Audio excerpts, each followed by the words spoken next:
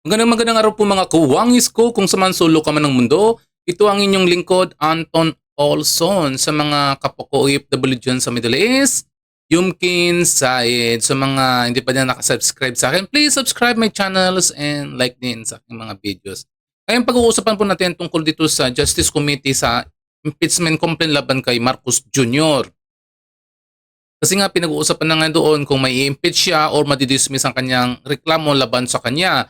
Pero ngayon pinagtuunan, gigil na gigil ngayon si Representative Erisi tungkol po sa kabalbalan ng kabalintunan ng nangyayari sa gobyerno, which is pabor siya na ma-impeach si Bongbong Marcos dahil yung kanyang mga facts na nangyayari dyan sa gobyerno ay may katotohanan po dahil sa mga flood control anomalya.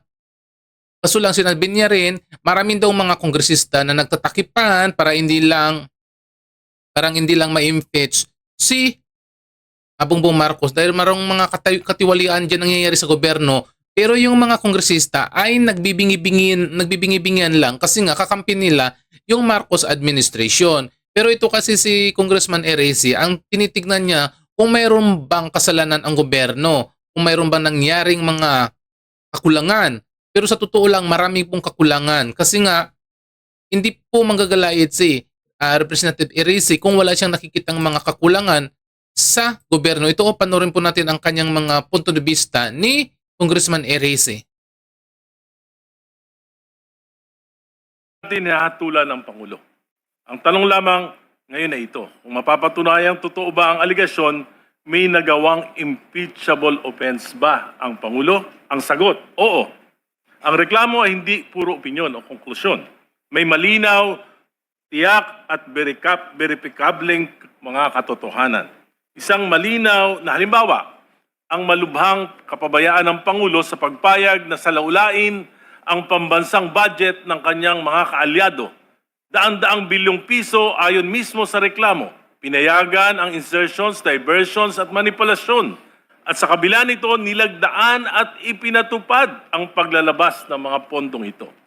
Ayon sa reklamo, pinahintulutan at nilaglaan ng Pangulo ang paglalabas ng bilyong pisong unprogrammed and appropriations, mga pondong walang tiyak na pinanggagagalingan na ginamit umano sa ghost projects, substandard infrastructure projects at maanumalyang flood control. Hindi ito simpleng pagkukulang. Ito ay systematic acts na tuwirang pumapasok sa betrayal of public trust.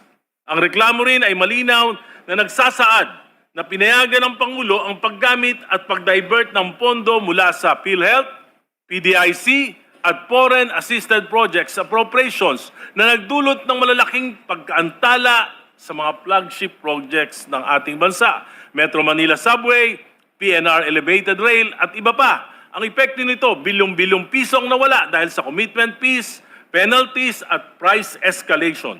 Ito ay tunay na perang nawala, tunay na oportunidad na nasayang at tunay na pasaning ipinapataw sa mamamayang Pilipino.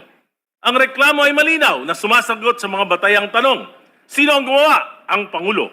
Ano ang ginawa? Pinayagan at nilagdaan ang budget, manipulation at anomalous releases. Kailan? 2023, 2024 at 2025 GAA.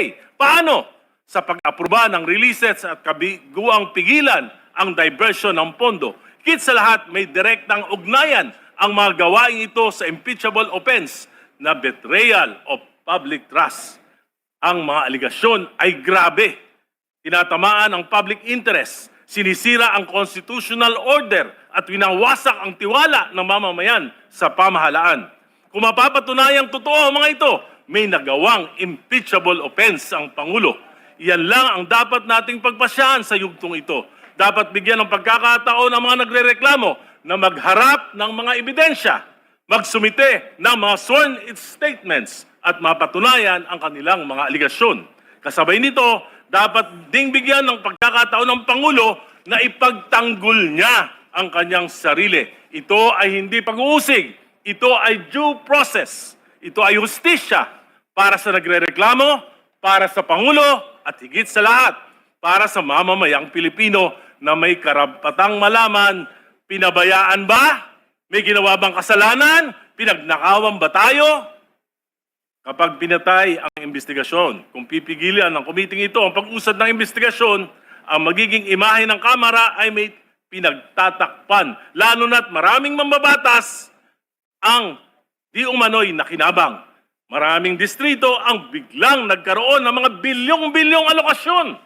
At marami sa mga ito ay napunta sa mga flood control projects. Kung pipigilan natin ito, baka tayo mismo ay husgahan ng bayan bilang kasabwat sa pagtatakip sa katotohanan. Lalo pang magpapabagsak sa tiwala sa gobyerno, magpapahinya ng ekonomiya, magpapalayas ng investors, magpapawala ng trabaho at magpapalalim ng kahirapan. At sa susunod na tagulan, sa bawat baha, sa bawat dilubyo, sa bawat buhay na malalagas, tayo ang sisingilin ng mamamayan. Madam Chair, hindi natin dapat katakutan ang katotohanan. Ang dapat nating katakutan ay ang pagtatakip dito. Payagan nating umusad ang investigasyon.